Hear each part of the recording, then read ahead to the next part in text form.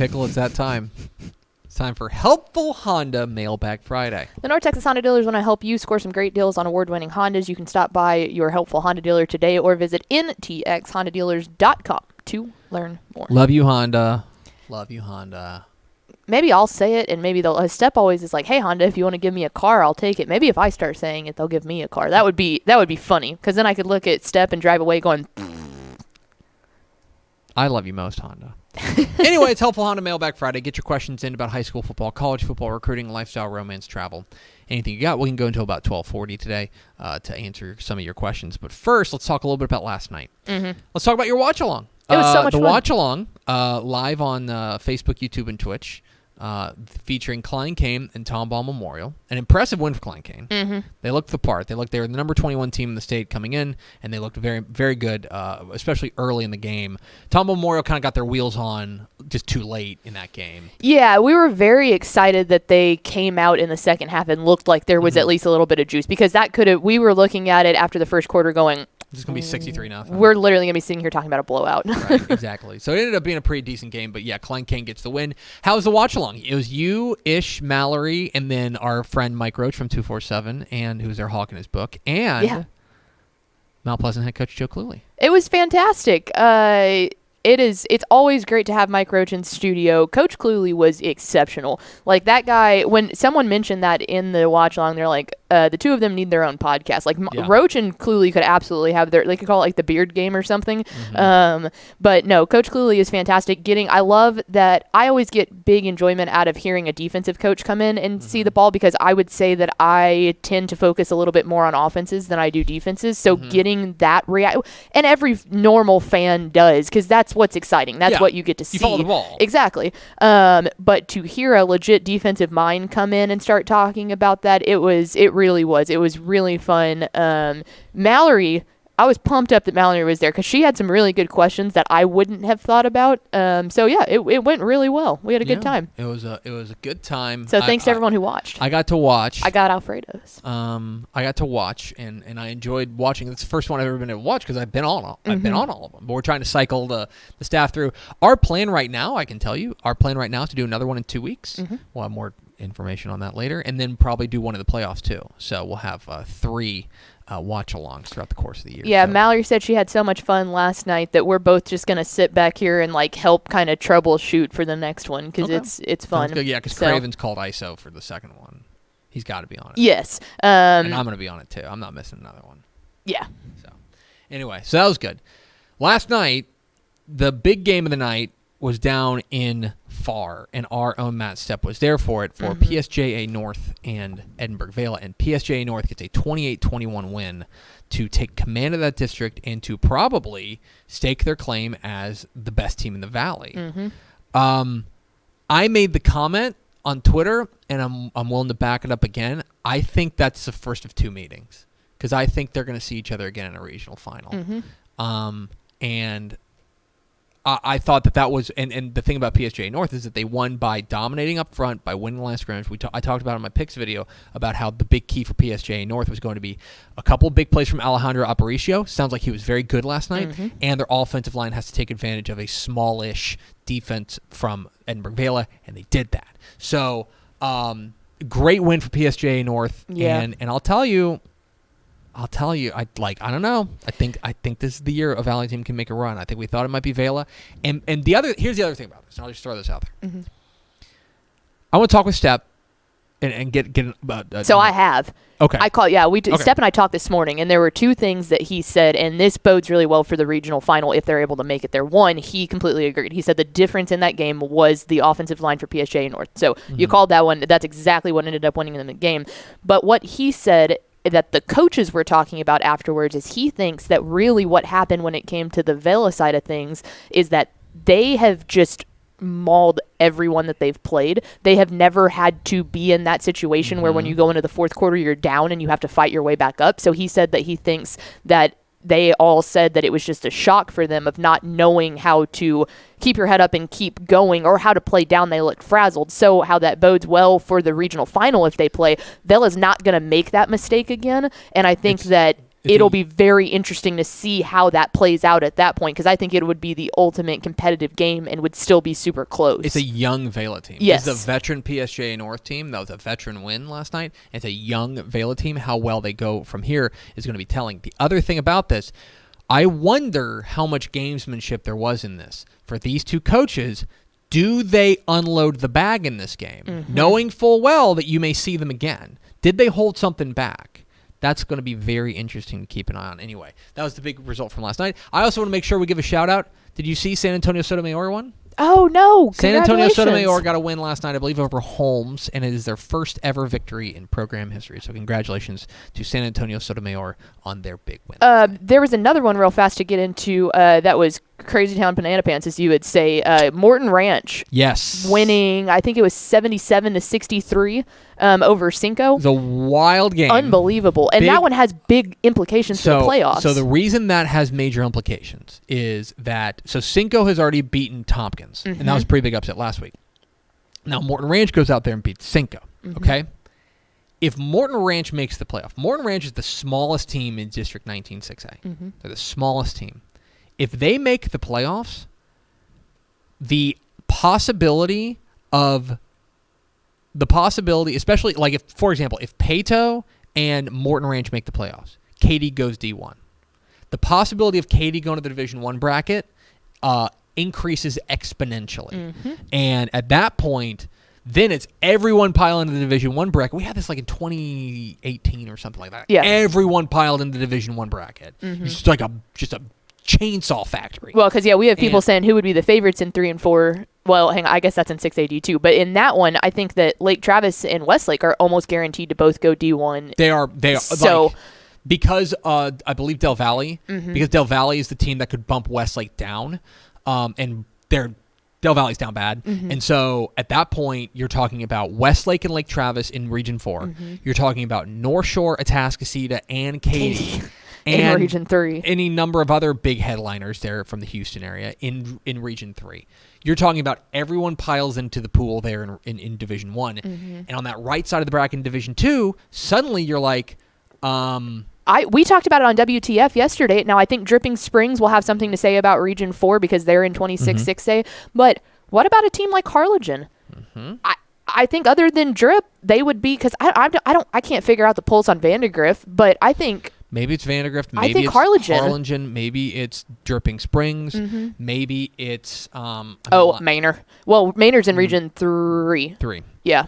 Which I think they would be the favorite then in Region 3. Maybe. I mean, there's like last year, you remember, like it could be like Humble Summer Creek or someone like that. So there's a lot of different possibilities there. And if Katy goes D1... Chaos. Then it is really... Like, not only does Division 1 become this, just like I said, chainsaw factory, but also you're talking about a vacuum in Region 2, Region 3, Region 4 Division 2 bracket in 6A, and that could be huge implications. Anyway, that was a big result last night.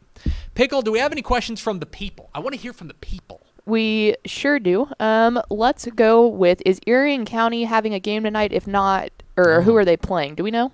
Erie County? What an odd question. I have Erie County playing Rotan. Now, Rotan's had a weird year, and I'm not sure if they're consistently fielding a team. Let me see this. I've got them listed as playing Rotan. But let me see, according to Twitter. Yeah, I've got them playing Rotan tonight, so we'll see if Rotan's out there playing a game. But yeah, for now, it's Erie County and Rotan.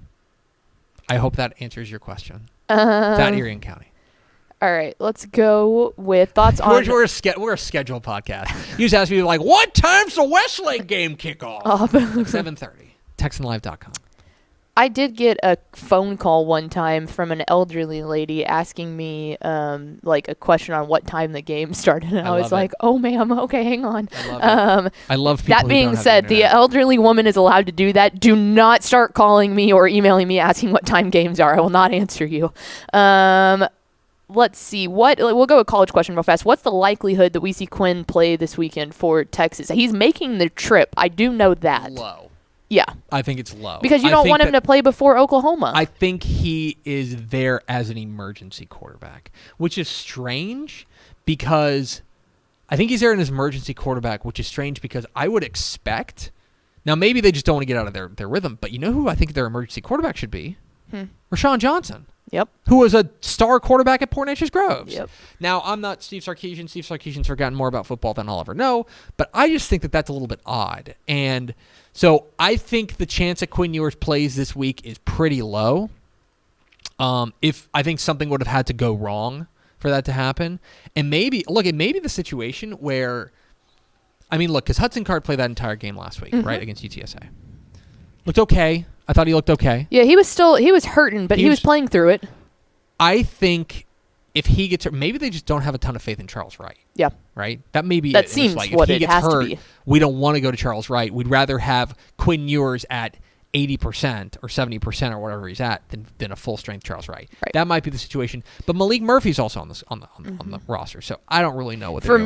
me, when you start getting into, I'd rather have him at 80% than 100, for seeing a player that legitimately has really not played more than, maybe 15 snaps in the past 2 seasons, because he didn't play his high school season, his senior year. He didn't play last year. It's like, I worry at that point. Like, just hold him off. Yeah, I agree, but he's gonna travel and he's gonna dress, so we'll see. Anyway, what's next, Pickle? What are the chances of Desoto beating Waxahachie tonight? Fairly good. Yeah. I think they're the favorite in this one. Now, Waxahachie's 4-0 for a reason, but I think that this game being at Desoto is a big advantage for Desoto. Yes. I think that they are a team that, at home has been very strong recently.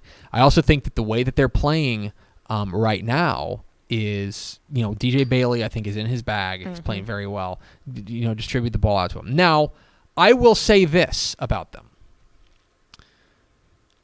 I don't know that we know a ton about Desoto because their wins this year are over a team from New Orleans in Oregon. And then they beat South Oak Cliff, which is a good win, but they're also DeSoto is like a big 6A. They got an enrollment of 2,800. Oh yeah, right. So being a 5A Division 2, okay. And then Dallas Skyline, who's down bad. That's their wins this year. Waxahachie will be, in my estimation, the best comparable team that they've played, right? Now, I don't know a ton about the St. Francis Academy out of Maryland that they lost to by 40. Yeah. But, I would say that this is a Waxahachie team that their offense has been playing particularly well, and a lot of it's going to come down to, can that defense continue to stand up and do what they've done? Because the other thing about Waxahachie, we don't really have a good beat on them either. Like, I will say, their opponents are combined 2 and 14 on the year. Ennis, I think Ennis is down bad. I don't think Grand Prairie is anything special, and I think that Cedar Hill is down real bad. But I mean, still, I think those were some garbage time points to really go out there and do 51-21 against Cedar Hill. I feel like 51-7. Yeah, I feel like that's enough to say, okay, this one should be close. Like, it shouldn't be a blowout by any stretch. No, I think it's going to be close, and there's a lot of this is going to get chippy. There's a lot of bad blood between these two teams. Really good secondaries on both teams. So this will be a really fun matchup here. I like DeSoto, especially at home, but if this game were in Waxahachie, it might be different. But I do like DeSoto. What's next, Mademoiselle Pickle? Let's talk about a game live on Texan Live. Live on TexanLive.com. Barbers Hill and LaPorte. Yeah. Barbers Hill coming off of a really nice win last week. And they got a great win last week over Crosby, which might have flown under your radar, but it was a 28-27, nice upset win to move to 2-0 in district. Taking on a LaPorte team that is 3-1 on the year and has been very, very strong, I think, specifically offensively. Their offense has really taken flight since that week 1 loss to Deer Park. And remember, that's a 6A, that they lost to. And it's a 5-0 6A, by the way. Deer Park's now 5-0. They won last night. This is a critical matchup, I think, in District 8 5A Division 1 as far as just sorting things out, where these teams are going to land. Because I do think when you take a look at this district, I think frankly there's 5 spots for 4 teams, right? Port Arthur Memorial, Barbers Hill, LaPorte, Kingwood Park, and then Crosby. I think there's 5 spots for 4 teams. Maybe Baytown Lee gets in the mix. I don't know. They got to figure out their defense in a lot of ways. But as far as this game tonight is concerned, I look at LaPorte And I want to see exactly where that offense lands against a team that can punch back, because like they've put up some big numbers against teams that I don't think can have a ton of punch back. Barbers Hill is going to have that ability to punch back. And furthermore, I do think that this is a Barbers Hill offense that is starting to figure things out offensively. Cody Fuentes, their quarterback, was spectacular last week. Really, really strong last week. Can he put on another big show here in another critical district game? Yep. I lean towards... It's a close game. I lean towards Barbers Hill. I think that offense right now is really cooking, and if they're able to continue that, then I think that they're going to be the favorite here. But I do think that this is a close matchup, and obviously a really important game in the shape of that district. What's next, Pickle? And I have like this crowd of fighting Ishmael Johnsons coming after me. Yes, Manor is in Region 4. I said Region 3. You were correct. It is in Region 4. No, they're not. They're 25? Yeah. No, they're Region 1. Come at me, at Tepper on Twitter. Let's see. So is Galveston Ball's 4-0 record surprising? How are they looking in 5A I'm really D1? glad someone talked about finally a team I want to talk about. Well, I want to talk about all the teams. They're in the Houston. Like let's take a look at where they're at here. They're in the Houston ISD. So I don't think them being good is surprising, but they have only allowed one score, so that might be a little surprising. So here's the thing. Gal Ball is my most fascinating team in Texas right now. Okay, they're fascinating because they're 4-0, and they're. I'm going to tell you this. You heard it here first. Galveston Ball is going 10-0. Galveston Ball is going 10-0. Yes, they've played their toughest games already. Like their toughest game was probably that week 2 matchup at Texas City, and they won 7-0. Okay. I don't know how good Galveston Ball is, but they are now in the Fort Bend Marshall spot. You remember Fort Bend Marshall used to be in a district where nobody could challenge them. They would just roll through them. They're in that Houston ISD district where they're just going to mow down people, okay? This week, or rather on an open date, then they play Houston Sharpstown, okay? Sharpstown's 2-2. The computer, I'll just tell you right now, the computer has them as like 8 touchdown favorites, okay? Like large favorites. They're going to be favored in every game pretty significantly in every rest of their games. Excuse me. Now, how good are they? I'm not sure. I do think the fact that they're winning with defense. Yeah, they've only given up 7 points on the entire year in 4 games. I went back and I watched it because I was so fascinated. There's a stream of their opener against Lamarck and Gal Ball. And they won that game 49-7, right? They gave up a touchdown in like the final minute of the first half. Okay? It's a passing touchdown. Nice play. Like 33-yard touchdown pass. That's it. That's all the points they've given up this year. And you know what? Not going to be a ton more points scored on them. Okay? Now, what you've got to worry about is that what Fort Bend Marshall ran into last year. Because Fort Bend Marshall ran to the dreaded 10-1. Because they are, let me make sure I pull this up. Let me see if I can be smart about this. So they are going to they're obviously they're in 5A Division 2. They're a team that I think right now, let me see what our playoff projections would be. Let me see. Where are you? Go. That's not you. 5A Division 1, I mean.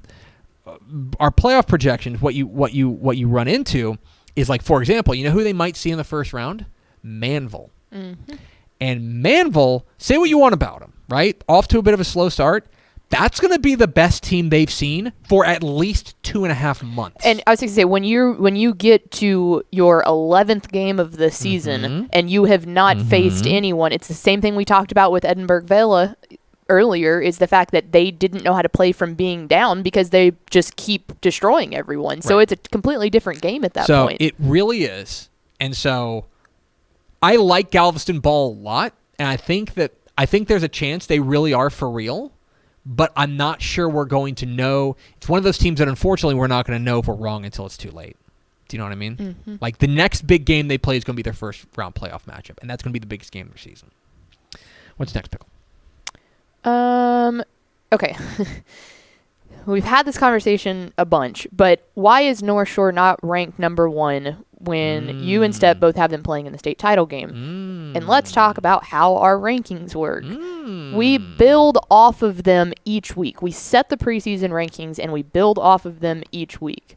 What has Westlake done to merit being moved down at all? So there's a healthy conversation to be had that North Shore's resume would give them that they should bump to number 1. Right. There's a reasonable argument to be made. Now we come together, and this is a staff decision. This is a team decision. We all come together and we do our rankings, and we've continued to rank Westlake number 1 in large part because of inertia. Like, they've been number 1. They're the 3-time defending champs. They deserve that kind of spotlight, right? Right. But there's also, you've got to remember that in a lot of, like, especially when you get to teams that are really closely matched up. Like, for example, I think, do we agree? Let me ask you, Pickle. Do you agree that both Westlake and North Shore you would qualify as elite? Yes, they are the 2 top teams in the state of Texas. Correct. I think hands down. I think they are the 2 best teams in the state of Texas. When you get to the point where you're talking about elite versus elite, I look at styles. And I think styles make fights and things like that. Right now, I would take North Shore over Westlake. That's me. Your mileage may vary. You may think that Westlake's going to go out there and win that game. And I think you're certainly within your rights to think that.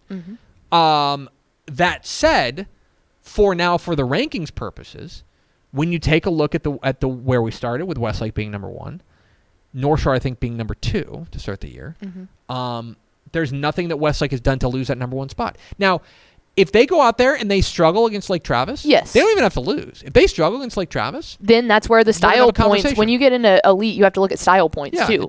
I mean, we're talking thin margins. If we could have a 1 and a 1A, we'd have a 1 and a 1A right now. I'll tell you that much. But for now, I think a lot of it comes down to Westlake started the year number 1. They've won every game. They've won every game convincingly, and they've looked pretty darn good doing it. So they haven't shown any weakness. Until they show weakness, they're probably not getting rid of that number 1 spot. Rankings also are fun, but they don't mean everything. What's next? Let's go with, who do you see coming out of the top 4 from the Liberty Hill district? Lockhart should be one of them. That would be District 13, 5A Division 2. In that district is Bastrop, Cedar Creek, Kerrville-Tivy, Liberty Hill, Lockhart, San Antonio Piper, and San Antonio Veterans Memorial. Fun question. I think, okay, I'm going to pencil Liberty Hill into 1. Is that fair? Yes. Can we do that? Yeah. Okay. I'm going to pencil San Antonio Veterans Memorial into the 2nd spot. I think that they have looked pretty good. Who is their loss to? They had a loss earlier this year. It was to Taft, San Antonio Taft, which is a 6A. 6A, and it's a pretty good 6A. Yep. So it's a relatively competitive loss. So I got them as 2. I think Lockhart's 3. Yeah. I can see Lockhart 3. Let's put it this way. I think the next 2 are Tivy for the taking. Are Tivy and Lockhart. Yes. In some order. Yes. In sort of more. And they will play each other. Lockhart plays Tivy end of the year. That may end up being for 3rd and 4th, like seeding purposes. I do think they're better than, I think that those 2 teams are probably better than Bastrop. I mean, here's the thing. Those other 3 teams, it's tough to say, but they're all over, right? Yeah. Cedar Creek is really struggling defensively. Piper in their first varsity season is really struggling offensively, and then Bastrop's off to a really tough start because they can't stop anybody. So I would say that those are pretty clearly the top 4. Right now, sports gun to my head, I'd go Liberty Hill, Veterans Memorial, Tivy, and then Lockhart. But I would switch the other 2. I think Lockhart's better than Tivy. I think that's fine. I think that's a really close matchup. I think Liberty Hill and Vets are pretty clearly head and shoulders above one another, those other 2. But I think that the next 2 in some order are Lockhart and Tivy, in my opinion. What's next? Does the loser between does the loser between Amarillo Caprock and Lubbock Coronado tonight miss the playoffs? We get to talk about one of my favorite districts. That's interesting. Yes, 2 5A Division 1. 2 5A Division 1 is nuts. And we mentioned that even like when realignment came out, we were like, man, this is a really tightly packed district. So you're talking about a district opener between Coronado and Caprock. Now, Coronado's off to a slow start at 1 and 3. I also think they were a pretty hard luck 1 and 3. Yeah, it's been 1 score games. They're about basically 3 plays from being 3 and 1. Yep. I mean, they got. Which you have to finish. like that- We're not saying that, No, you got to finish for sure. And but if you Man's can not gonna make start any to do excuses. that, yeah. But like, they are. That's a perfect example of a team that probably is a lot closer to 2-2 than they are 3-1. Or I'm sorry, 1-3. And so, taking on a Caprock team that's 3-1, coming off of their first loss of the year last week, to Canyon. And I know there was a play in that game that people are pretty hot after, that there's a penalty that they didn't like. That's part of the game, unfortunately. Win the game on the field. What my concern about them is, about Caprock, is that was the first time they faced a team with any sort of consistent like offense that could punch them in any sort of real way, and gave up 35 points to a 4A team. That's a little concerning to me, going up against a Coronado team that I think has been, one of the things about Coronado is that I think they've played a much tougher schedule. Like they're 1-4, they're 1-3, but like the loss to Wichita Falls Rider and the win over Abilene Cooper, the loss to Abilene Cooper, those two results, and then by the way, they have a loss at Midland, and Midland's better than we thought they'd be. That's a 6A. I think if you were stacking up the results of these two teams, they would certainly have the top two and certainly 3 of the top 4 results. And so I look at this and I lean towards Coronado to win this game tonight. Now, what does that mean in the grand scheme of things? I think that means that the two of those programs and probably Amarillo are fighting for that 3rd and 4th spot. Yes. I think it's, I mean, a lot of it. Okay. Are you ready to throw dirt on Abilene? Like, I don't know if I'm ready to throw dirt on Abilene. I don't think Abilene's defense can stop some of these offenses. To me, it's their offense. Their offense hasn't produced at all. If their offense gets out of like neutral, I've been saying that a lot this week. I've been using like get their offense into certain gear a lot this week. Big car guy. Big car guy. Yeah, me car talk. If their offense can get going, then I think Abilene's right back in that mix. But the offense has not shown anything. Yeah, that's the thing. Right now, I think I'm ready. Okay, 2-5A Division 1. I'm ready to say Tascosa and Cooper are getting in. Yes, that's me right those now. Those seem like a lock. Getting in. I think it's a 3-way dance right now, with an invite pending for Abilene to join this dance if they can get going between Caprock, Amarillo, and Coronado. And so I think whenever Caprock plays Amarillo and when Lubbock Cooper or Coronado plays Amarillo, those games, and then obviously the 3-way dance, however that shakes out.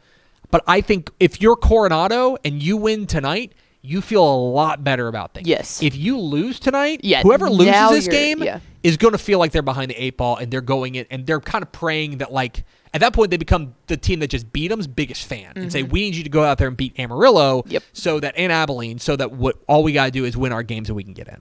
That's where I'm there. So it's not over for the team who loses, but they are digging themselves a hole. Yes. Let's do 2 more. What are your thoughts on El Campo versus Navasota tonight? Yeah, another like district showdown that kind of snuck up on people, but this is a really interesting matchup, a lot of which is because Navasota, I think, is better than we thought they'd be. Yeah. I was kind of lukewarm on Navasota entering the year. I thought, okay, well, exactly what is this team going to be? But that win, now, they beat Geronimo Navarro in the opener.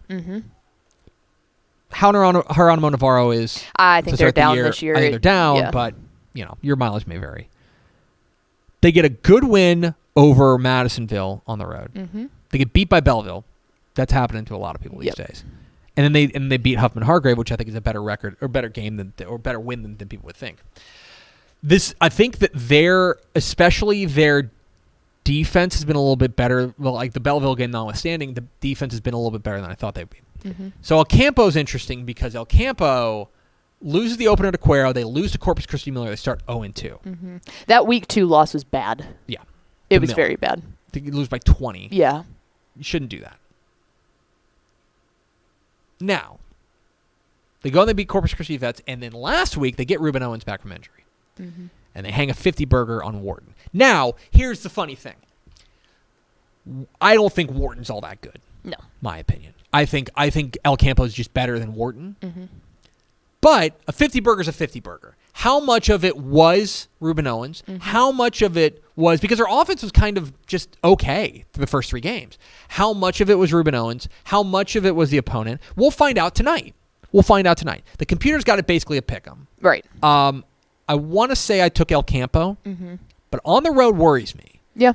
That's a bit of a haul from El Campo to Navasota. I'm going with El Campo. I'm going to stick with them, but I think for a district opener, this is a fun match. Yeah, and Navasota's a pretty young team too, so now it's kind of like figuring out, okay, how much has that like good sophomore class especially, and then a pretty good junior class really stepped up now that they have a couple games under their belt. I agree. Do we have an ender? Yes. How about let's go way out west here, small school ball. Let's talk about Panhandle and Wellington. I'm glad you mentioned this. I believe, are we going to have a reporter this week? We are. Austin Ivan will be there. Austin Ivan. Our own, she's getting up.